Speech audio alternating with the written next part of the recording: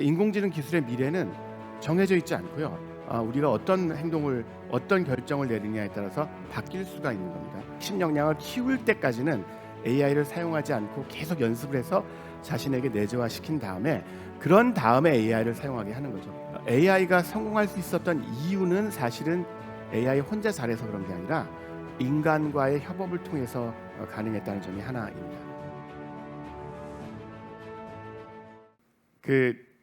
인공지능 자체에 대한 기대와 우려는 굉장히 익숙하실 겁니다. 근데 그런 기대와 우려를 하는 이유는 그것이 미래에 끼치는 영향이 지대할 것이라고 믿기 때문이죠. 사실 국제적으로 보면 그게 정확히 벌어지는 일입니다. 인공지능 기술이 첨단 기술 중에서도 굉장히 흥미로운 이유는 기술적으로 이미 앞서가 있는 기술 선진국만이 아니라 다른 기술 개발에서는 훨씬 뒤처져 있는 저개발국들도 엄청난 관심을 가지고 있다는 겁니다. 그만큼 그 기술의 미래에 대해서 거는 기대도 크고, 그리고 한편으로 또 AI 윤리에 대한 관심도 많다는 건 그 기술이 가져올 수 있는 위험성에 대한 경계도 크다는 거죠. 자, 그런데 제가 그 얘기를 하기 위해서 그 포인트로 잡은 게 뭐냐면, 우리가 그 미래에 대해서 너무 막연하게 어떤 고정된 어떤 것이 우리에게 다가온다고 생각하고 거기에 대해서 어떤 태도를 취해야 될까의 관점으로 접근하고 있는 게 아닌가 하는 생각입니다. 예를 들어서 제가 AI와 교육의 미래 뭐 이렇게 해가지고 이미지 검색을 해봤거든요. 그때 나온 그 그림이 저런 그림입니다. 저런 그림인데, 그러니까 현재 그 교육 환경과 너무너무 다르고 뭔가 이렇게 로봇이 가르치고 뭔가 이렇게 SF적인 그런 상황들이 그려져 있죠. 그러니까 저런 식으로 저런 미래는 올 건데, 그럼 그런 상황에서 우리가 어떻게 해야 되느냐 하는 식으로 이제 문제를 접근한다는 건데, 좀 이따 보시면 아시겠지만 사실은 저런 미래는 제 개인적인 생각으로는 올 가능성이 거의 없습니다. 자, 일단 이 문제에 접근하는 방식을 두 가지로 제가 나눠봤습니다. 하나는 이제 기술 적극 수용론 이렇게 얘기할 수 있는데요. 자, 어차피 기술의 방향은 정해져 있다. 기술이 어떤 방향의 기술로 나올지는 다 정해져 있는 거니까 우리가 할 수 있는 일은 그 기술의 방향을 정확히 읽고 거기에 잘 대비하는 것이다. 대비는 뭐냐? 결국은 인공지능과 관련해서는 인공지능 열심히 익히고 그걸 어떻게 활용할지 잘 준비하고, 뭐 예를 들어서 교육 과정에도 많이 집어넣고 이런 식으로 전 사회 인공지능화 뭐 이런 식의 생각들 안 그러면 뒤처진다. 안 그러면 국제 경쟁에서 뒤떨어진다. 반대파도 꽤 있습니다. 이제 전통 가치 수호론 뭐 이렇게 제가 한번 정해봤는데, 인공지능과 같은 이런 첨단 기술은 우리의 고유의 어떤 가치들, 공감 능력 같은 거 많이 얘기하죠. 사회적 연대감, 그다음에 인성 뭐 이런 것들을 떨어뜨리게 한다, 위협이 된다. 그러니까 우리가 이런 인공지능 세대에도 이런 전통적 가치들을 잘 지켜나가야 된다. 그러니까 이 인공지능 기술에 대해서 어느 정도 좀 거부를 하거나 아니면 조심하거나 통제를 해야 된다. 이런 생각을 하고 있습니다. 저는 이 두 관점의 차이가 사실은 둘 다 잘못된 전제에서 나오고 있다고 생각을 합니다. 그게 무슨 뜻이냐면, 그 기술의 발전이라는 게 어차피 정해져 있는데 우리가 그 발전에 대해서 취할 수 있는 그 대응 방식은 적극적으로 수용하거나 아니면 거부하거나, 이게 양극단밖에 없다는 생각입니다.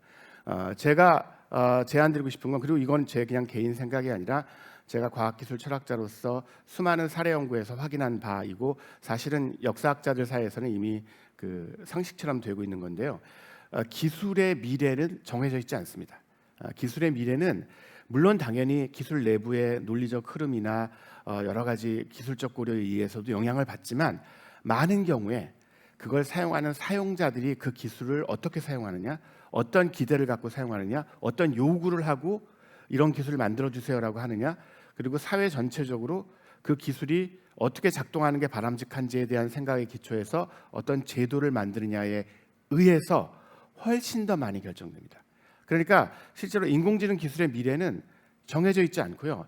우리가 어떤 행동을, 어떤 결정을 내리냐에 따라서 바뀔 수가 있는 겁니다. 그런 바탕하에서 이야기를 좀 풀어보려고 합니다. 일단 국제적인 어떤 추세들을 한번 살펴보겠습니다. 올 9월에 나온 AI 격차에 대한 AI 디바이드라고 하는데요.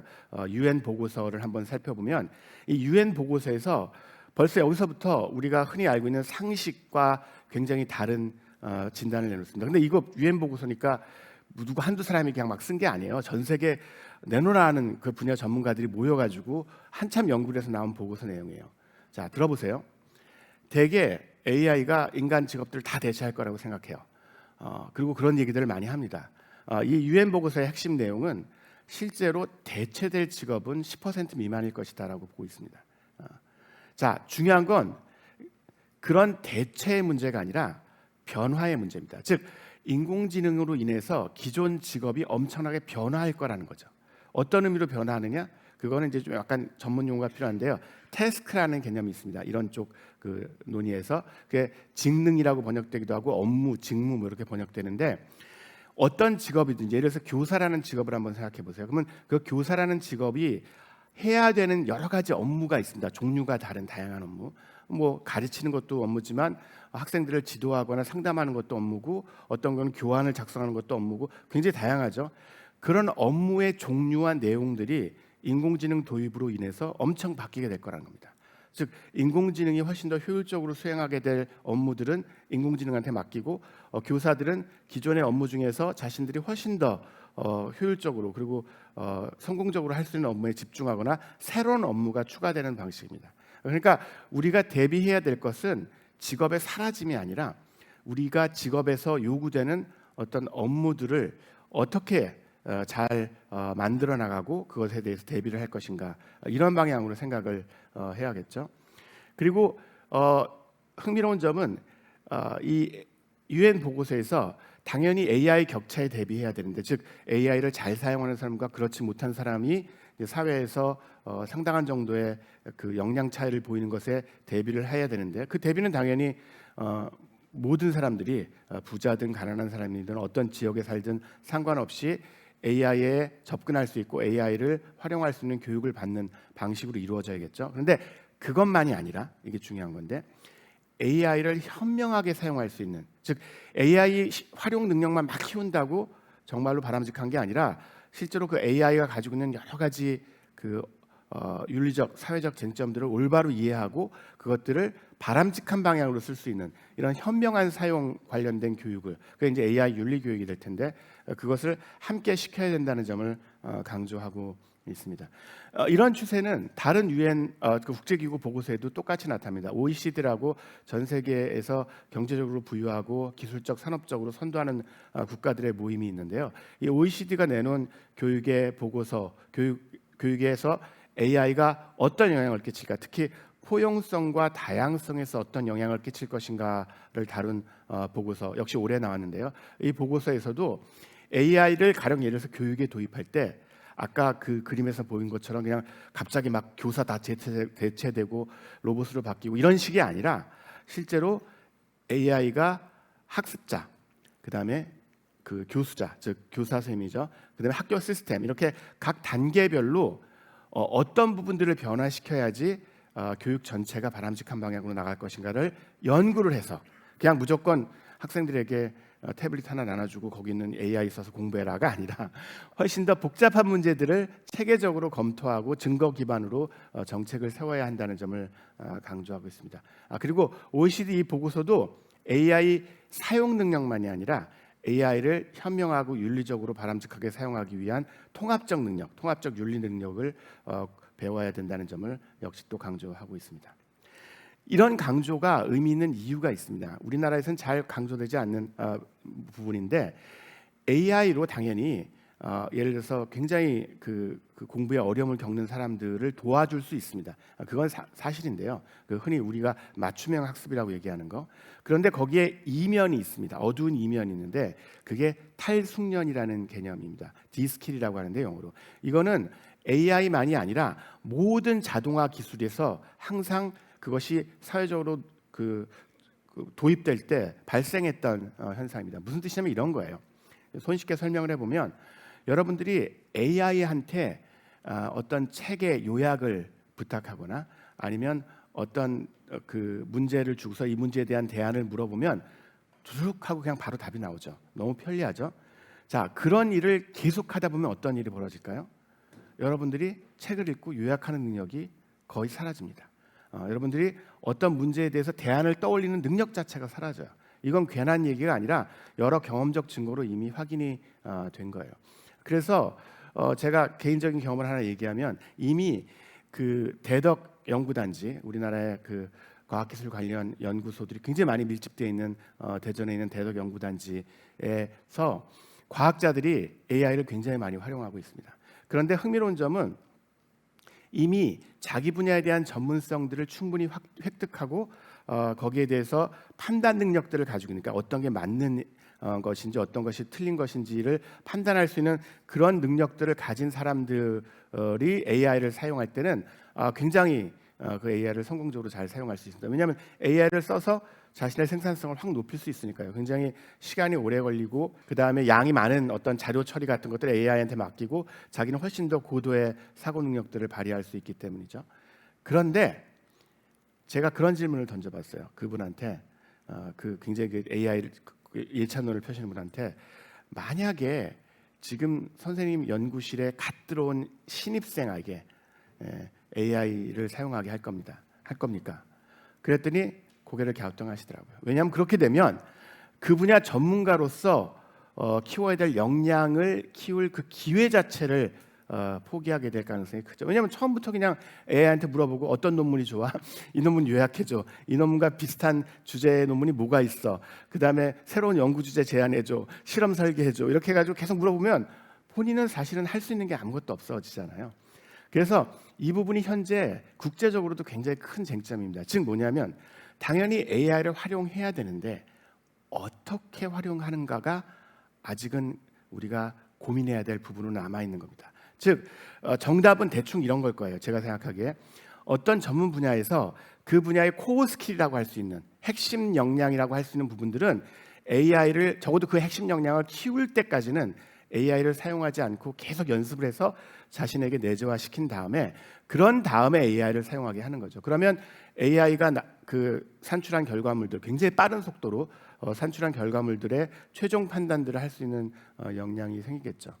이처럼 그 AI에 대한 우리의 태도들은 단순히 AI를 도구로 생각해서 이거 뭐 쓰면 돼. 그러면 우리가 굉장히 할 수 있는 게 많아져라고 쉽게 생각하기보다는 이 도구가 엄청나게 파워풀한 도구고 그리고 이 도구를 사용하면서 우리 자신이 바뀔 수 있다는 즉 AI와 인간의 관계는 인간이 AI를 단순히 도구로 사용하는 게 아니라 굉장히 이상한 종류의 지능 인간이 보기에는 엄청나게 똑똑한 일을 하면서도 가끔씩은 멍청한 일을 할 수 있는 이런 지능과 상호작용하면서 생산적인 협력관계 즉 AI를 사용하지 않았을 때보다 AI를 사용할 때 훨씬 더 많은 일을 할 수 있는 그런 생산적 협력관계를 위해서 어떻게 AI와 상호작용해야 될까를 고민해가면서 AI를 사용해야 됩니다. 사실은 최근에 나온 국내 번역도 되는데 넥서스라는 책에서 유발 하라리가 정확히 이 점을 지적해요.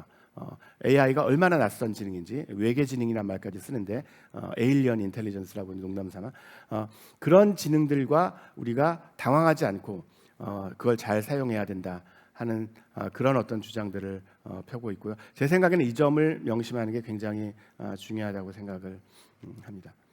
자, 하나 더 조심할 게 있는데요. 당연히 AI도 디지털 기술의 일종이고 현대 사회에서 디지털 기술을 안 쓴다는 것은 사실은 생활하지 말라는 거나 마찬가지입니다. 특히 여러분들이 졸업을 해서 직장을 가지게 되면 디지털 기술을 잘 사용하지 못하는 사람들은 직장 생활이 좀 힘듭니다. 사실 냉정하게 얘기해서.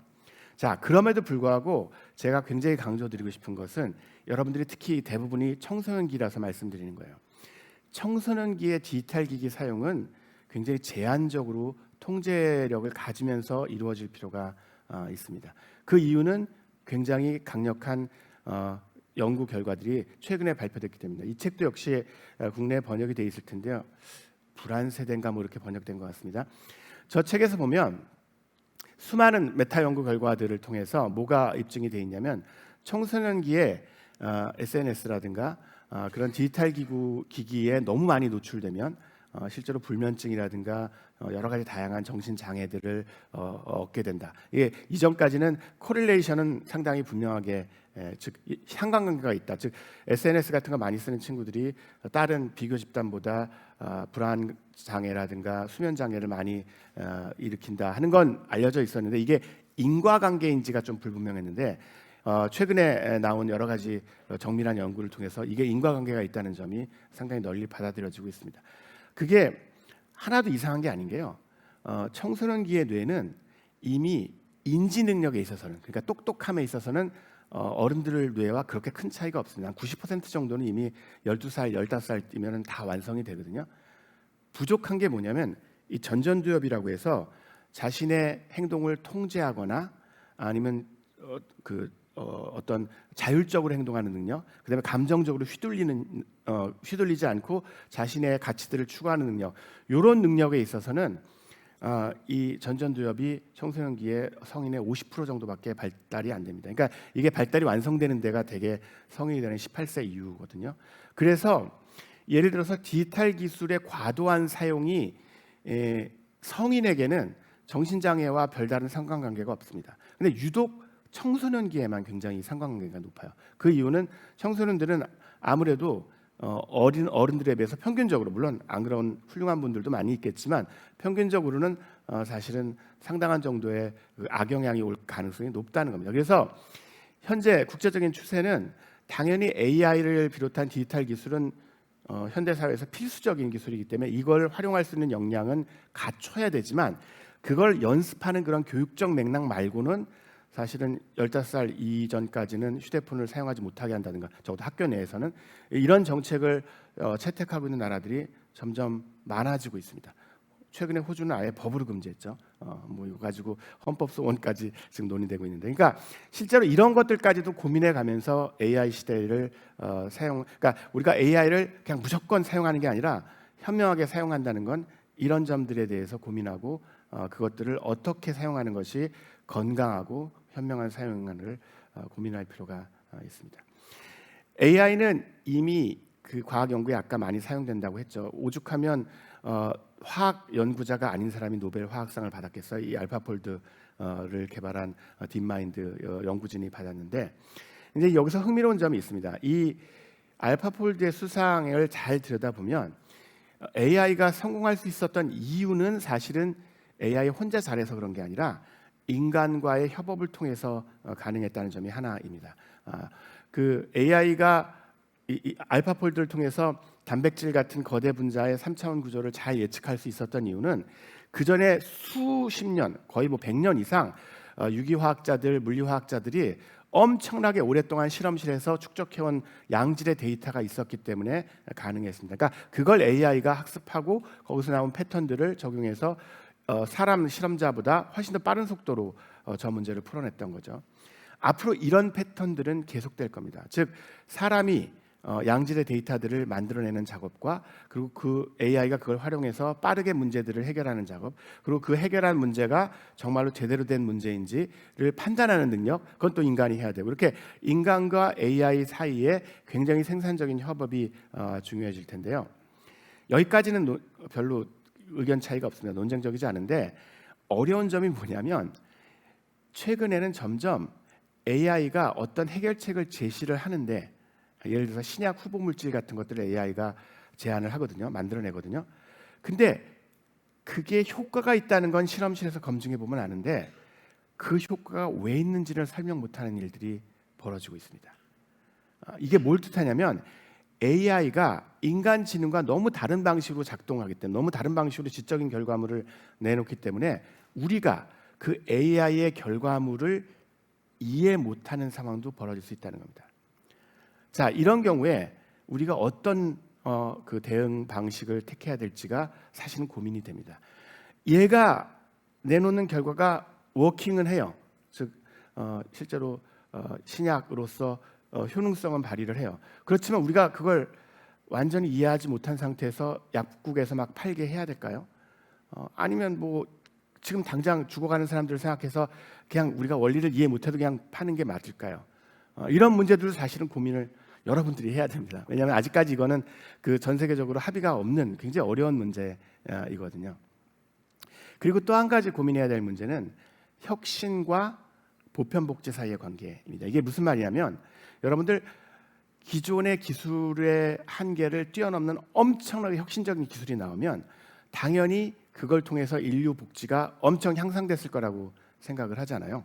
예를 들어서 농업에 발명, 우리가 그냥 수렵 채집이 아니라 작물들을 키워서 거기서 이제 재배해서 먹기 시작하면 당연히 농업 생산량은 비약적으로 발전했거든요. 막 수십 배까지 발전했어요. 그러면 농업 이후에 사람들의 삶은 훨씬 윤택해졌을 거라고 생각을 할 텐데 그 역설이 뭐냐면 실제로 농업 그 직후에 사람들의 그 건강 상태는 훨씬 나빠졌다는 것이 고고학적 증거에서 입증이 되고 있습니다. 뼈 상태나 이런 게 별로 안 좋아요. 그 왜 그랬냐? 생산량은 엄청 늘었어요. 그건 사실이에요. 그렇지만 그 잉여 생산물을 그 사회 전체가 골고루 나눠 가진 게 아니라 아주 극소수의 집단이 독차지하고 나머지 사람들을 굉장히 나쁜 열악한 생활 조건 내에서 노동을 시켜서 더 많은 생산물을 가져오게 했거든요. 그래서 이 저자 이 중에 한 사람 아세모글루라는 분은 노벨 경제학상을 받았습니다.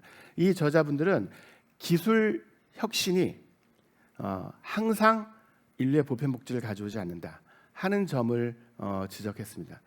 그러면 기술 혁신이 인류의 보편복지를 가져올 수 있는 잠재력은 분명히 있는데 그 잠재력을 실현하기 위해서는 무엇이 필요한가?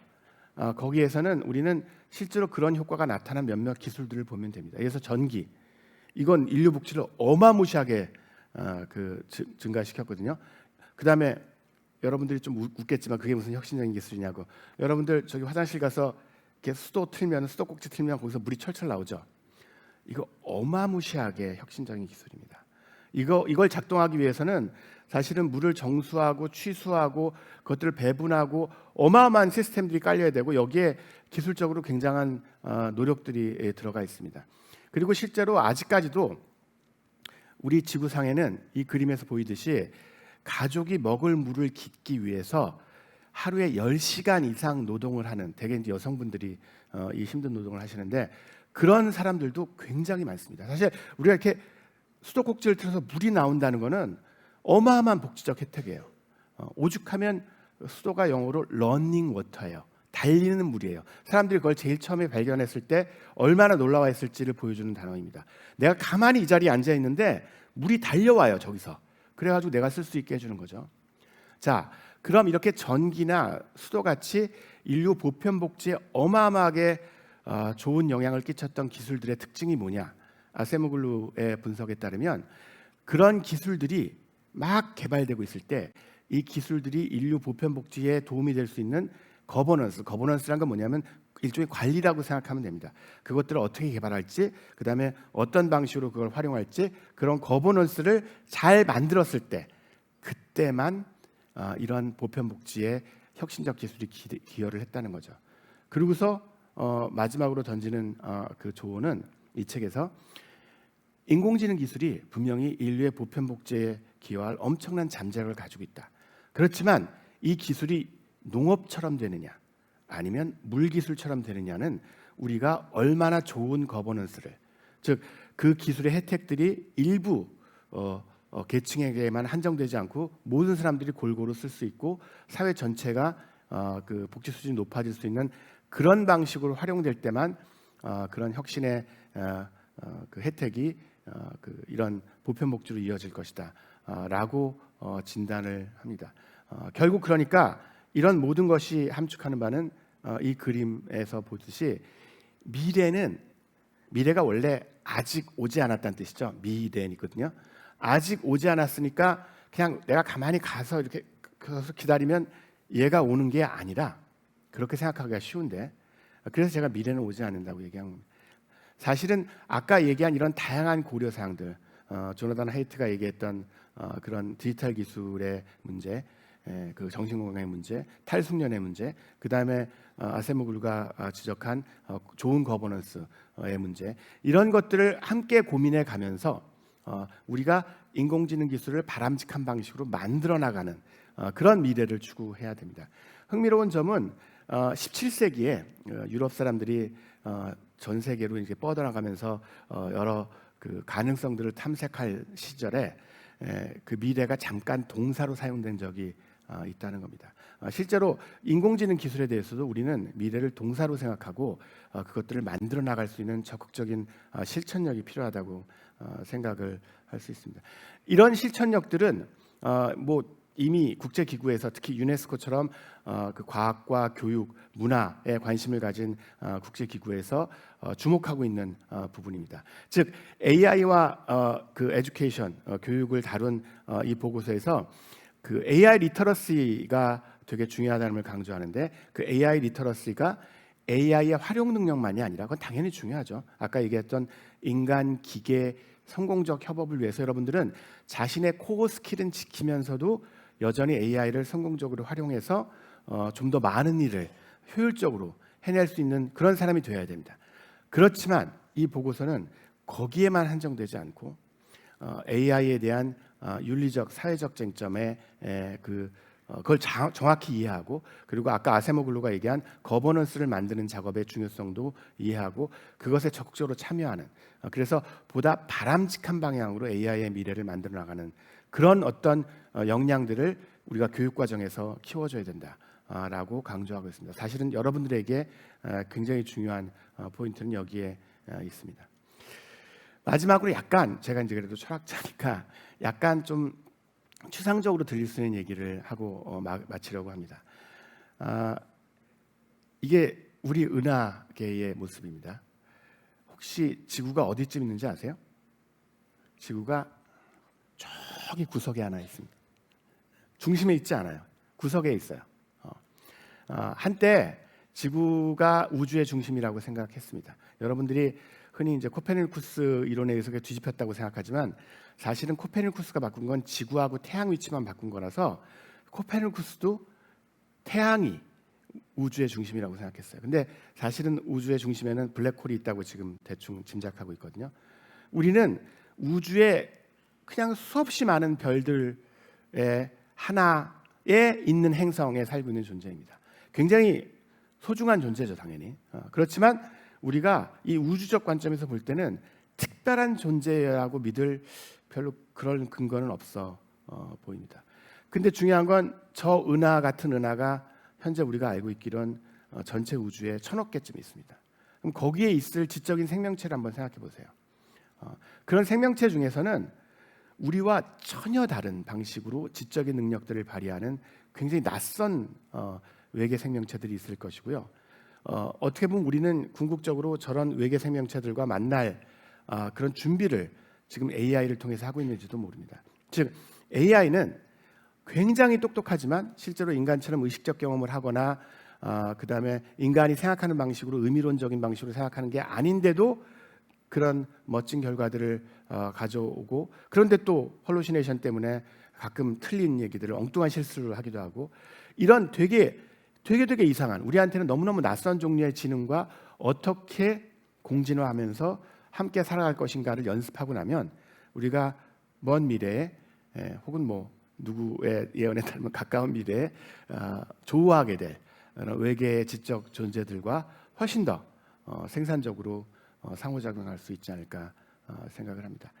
이런 모든 것들은 저보다는 지금 여러분들 그 미래를 만들어 나가실 그런 청소년 여러분들에게 달려 있는 문제고요. 여러분들이 이 문제들을 현명하게, 그리고 굉장히 적극적으로 훌륭하게 성공적으로 해결해 주시기를 간절히 바라는 마음으로 마치겠습니다. 감사합니다.